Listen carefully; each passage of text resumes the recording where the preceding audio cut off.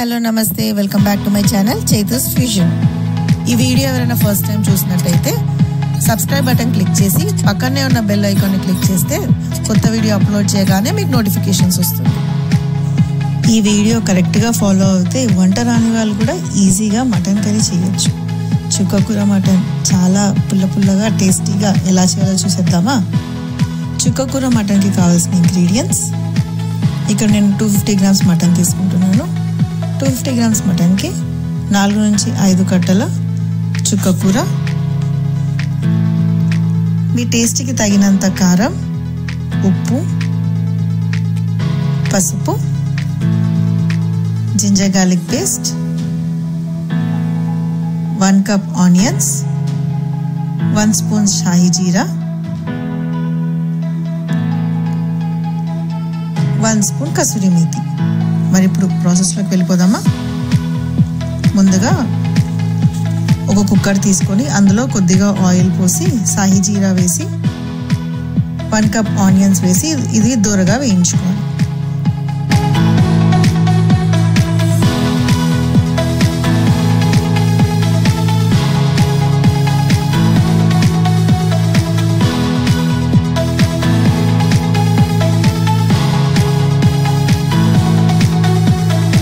ఆ తర్వాత ఇందులో నీట్గా కడిగి పెట్టుకున్న మటన్ని వేసి ఇదంతా మిక్స్ అయ్యేలాగా బాగా కలుపుకుంటున్నాను.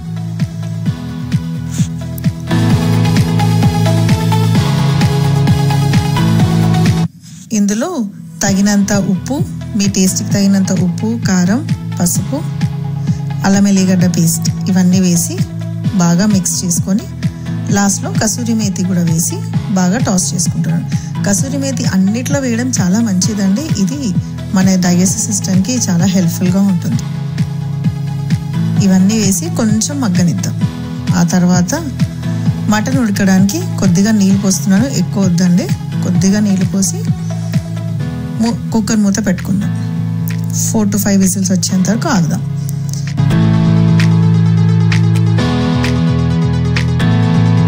ఈ లోపల మరొక ప్యాన్లో కొద్దిగా ఆయిల్ పోసి అందులో మన చుక్కకూర నీట్గా వాష్ చేసుకున్న చుక్కకూర అంతా వేసి ఇది దగ్గరికి వచ్చేంత వరకు ఉడకనిద్దాం.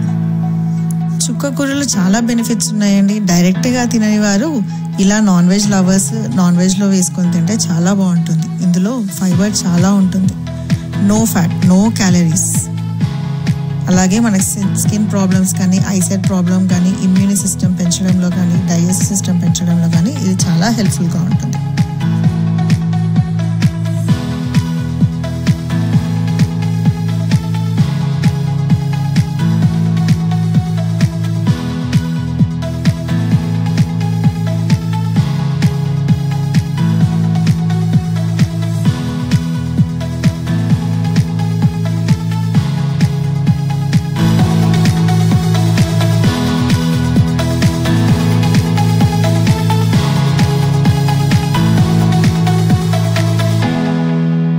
ఆ తర్వాత ఇప్పుడు మన మటన్ ఉడికిపోయిందండి.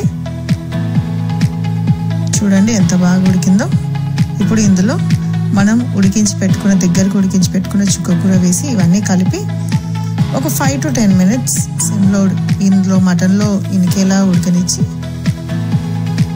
ఆయిల్ అంతా పైకి తేలేంత వరకు ఉంచి స్టవ్ ఆఫ్ చేసుకుని వేడివేడిగా సర్వ్ చేసుకోవడమే. ఇది బగారాలో కానీ రోటీలో కానీ చాలా బాగుంటుందండి. చూసారు కదా ఎంత ఈజీగా ఉందో. మరి మీరు ట్రై చేసి ఎలా ఉందో చెప్తారు కదా.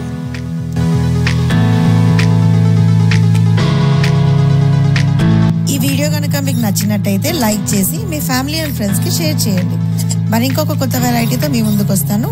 Until then thanks for watching. Bye.